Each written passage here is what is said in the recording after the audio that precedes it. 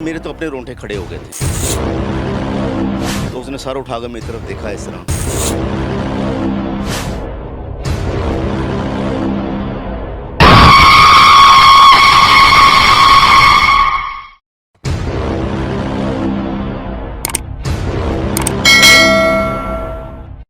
मेरे तो अपने रोंगटे खड़े हो गए थे।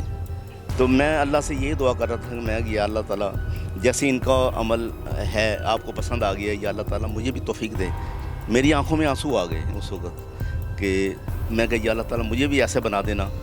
तो वो एक साथ भाई खड़े थे, वो कहने लगे मेरे भाई अगर जो आपने कब्र को रोशन चाहते हो ना, वो दुनिया में ही आपने पहले तैयारी करनी, कब्र खुद बहुत रोशन हो जाएगी। दुनिया में तैयारी कर लोगे तो रोशन हो जाएगी। तो हमें अभी टाइम है, हमें क्या पूरी दुनिया को, पूरे मुसलमानों को सबको टाइम है कि अभी हम जिंदा हैं, अभी हम कुछ कर सकते हैं। मरने के बाद तो एक उंगली नहीं उठा सकते हैं, तो अभी इसको रोशन कर सकते हैं। तो सबसे मेरी ये रिक्वेस्ट है कि कोशिश करें कि कब्र को रोशन करने के लिए अच्छे काम कर लें।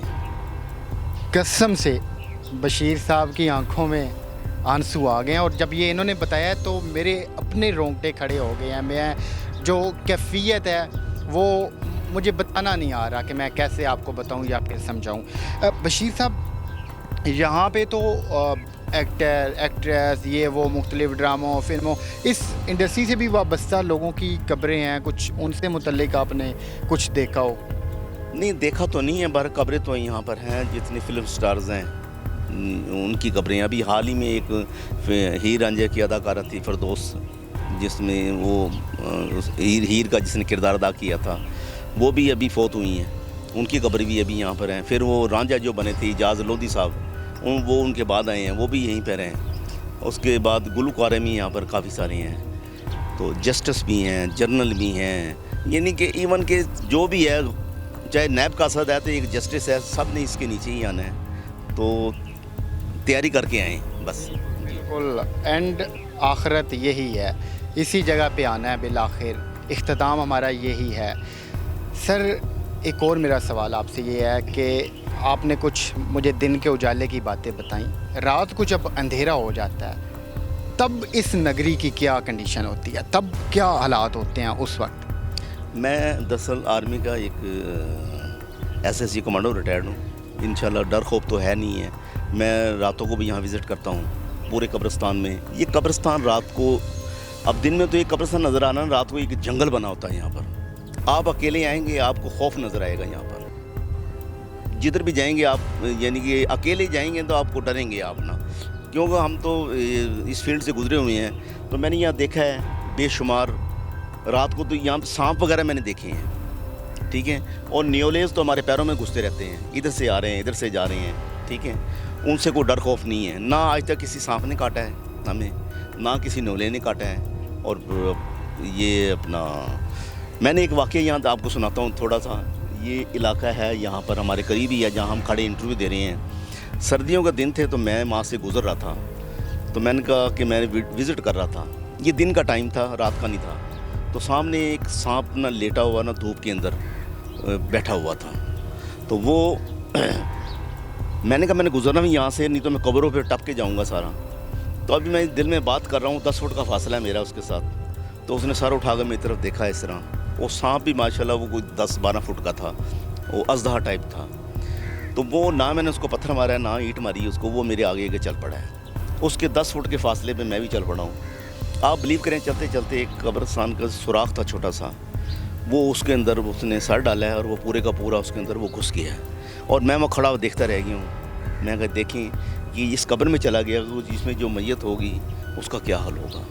ये मैंने खुद देखा है वहाँ पर, मैं बता रहा हूँ। कभी सर ऐसा भी हुआ है कि किसी कब्र से चीख की आवाज़ आई हो, कहीं पे आपको और जो कीड़े पतंगे वगैरह होते हैं वो भी दिखाई दिए हों? नहीं जी, देखें कब्रिस्तान अल्हम्दुलिल्लाह, वैसे लोग कहते हैं कि यहाँ पर कोई चुड़ैले ये वो, मेरे ख्याल में है कि ऐसी बात नहीं है, क्योंकि ये मुसलमानों का कब्रिस्तान है। हदीस भी है, आपने कहीं पनाह लेनी है ना तो हजूर सल्लल्लाहु अलैहि वसल्लम फरमाया आपने पनाह लेनी थी, आप देखेंगे नज़दीक कोई कब्रिस्तान है वहाँ पनाह ले लें, आप सेफ़ रहेंगे। आप बीइंग मुस्लिम आप सेफ़ रहेंगे।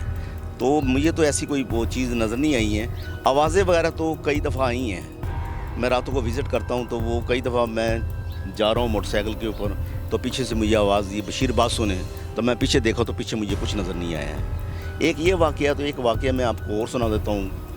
ये लावारसों का इलाका था जहाँ पर ये लावार तदफीन करते थे। इस वक्त हमारे पास जगह नहीं है।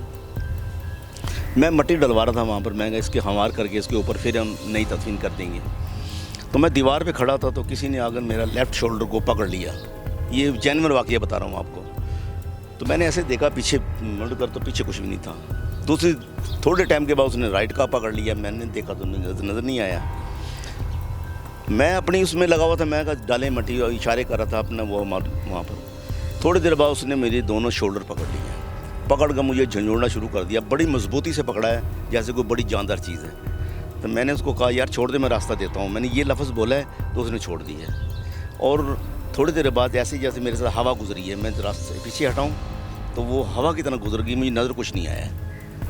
मैं नज़र आता तो मैं बताता, नज़र नहीं आया। हवा की तरह गुजरी, जैसे एक अंधेरी गुजरी है, ऐसे ही हुआ था मेरे साथ। सर ये वाक़यात सारे थे जो आपने हमें बताए, हमारे नाज़रीन को बताए। एक और बड़ा अहम सवाल मेरा ये है कि अभी हम जब आ रहे थे तो हमने देखा कि कब्रिस्तान के पास बहुत सारे नशेई लोग बैठे थे।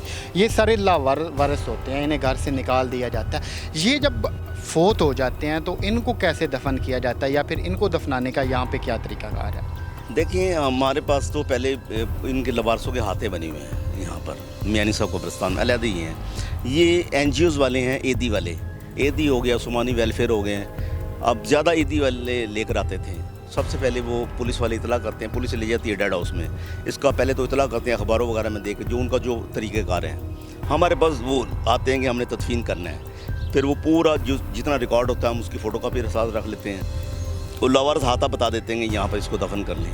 इनके चार्जेस भी बहुत थोड़े होते थे, यानी कि 1500-2000 रुपया में ये इनको दफन कर, क्योंकि इनका वारिस कोई नहीं होता है। और ये जब चले जाते हैं इनकी लिपाई करने वाला कोई नहीं होता है, कब्रें गिर जाती हैं। आप जाके देखें पीछे, मैंने जब लवारिस आता है किसी मुखैर बंदे के थ्रू, मैं साथ था, उसने पैसे लगाए हैं, मैं साथ दिया। सारी कब्रें हमने बड़े जैसे लवारसों की कब्रें हैं ना वैसे बना दी हैं, लिपाई करके उनकी सारी की सारी। क्योंकि या तो अल्लाह वारिस है या हम वारिस हैं। सबसे पहले अल्लाह वारिस है, उसके बाद हमें यहाँ पर बैठे। सर आपका मैं एक मरतबा फिर से शुक्रिया अदा करना चाहूँगा, आपने हमें टाइम दिया। ऐसे ही आप नेक काम करते रहें। जाते जाते नाजरीन को सिर्फ एक बात कहनी है कि हम सब की आखिरत यही है।